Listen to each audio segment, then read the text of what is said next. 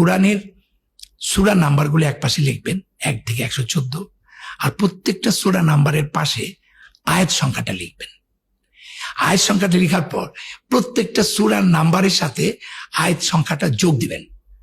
যোগ দেওয়ার পরে আরো 114টা নাম্বার পাবেন। তাহলে মজার ব্যাপার কি জানেন, এই 114টা নাম্বারের 57টা জোড়, 57টা বেজোড়।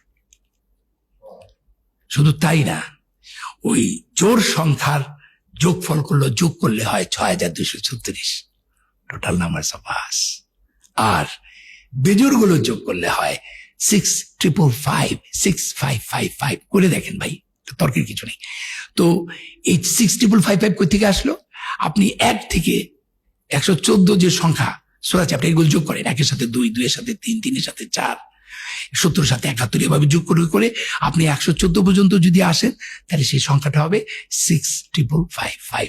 তাহলে জোড়াটা হচ্ছে 6236 আর বেজোড়টা হচ্ছে 6555। শুধু তাই না, আপনারা অনেক রিসার্চাররা বলবেন, আরে রাখেন ভাই, এটা নবী হিসাব করে থেকেছে। আল্লাহ কয়, তুই কত বড় ম্যাথমেটিশিয়ান, তুই আমার বলবি? এর পরের যে ঘটনাটা সেটা আরো ভয়াবহ, ভেরি ভেরি ইন্টারেস্টিং ম্যাথমেটিক্যালি। এই যে যোগ করার পর 114টা যে নাম্বার পাওয়া গেল, 57টা ইভেন 57টা অড, সেই নাম্বারের আমরা যেটা করেছি, রিপিট গুলো একসাথে করেছি, আনরিপিট গুলো একসাথে করেছি। 74টার মতো রিপিট আছে, এই আছে। এই রিপিট নাম্বারের যোগফল হচ্ছে 7906, রিপিট নাম্বার গুলো যোগফল। আর আনরিপিট নাম্বার যোগফল হচ্ছে 4885। এবার 7906 কে 4885 দিয়ে ভাগ দেন, it is 1.618 golden ratio. Can you imagine?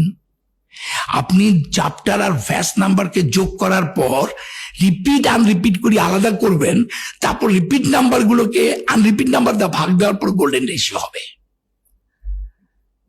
আমি 15 দিন নিজে মাতবুরি করে এই বানাইতে চাইছিলাম, আমি 15 ডেজের দিন অসুস্থ হয়ে গেছি। এইটা মানুষের পক্ষে করা সম্ভব না। তার মানে আমি বলতে চাই, কোরআনের প্রথম থেকে শেষ পর্যন্ত যেভাবে সাজানো আছে, কোনটার পরে কোনটা আয়াত হবে, কোনটার পরে কোনটা না হবে, এইটা কিন্তু সত্যিকার অর্থে নবী করিম সাল্লাল্লাহু আলাইহি সাল্লাম, আল্লাহ জিবরাইল আলাইহিস সালামের মাধ্যমে কমপ্লিট করে নিয়েছেন।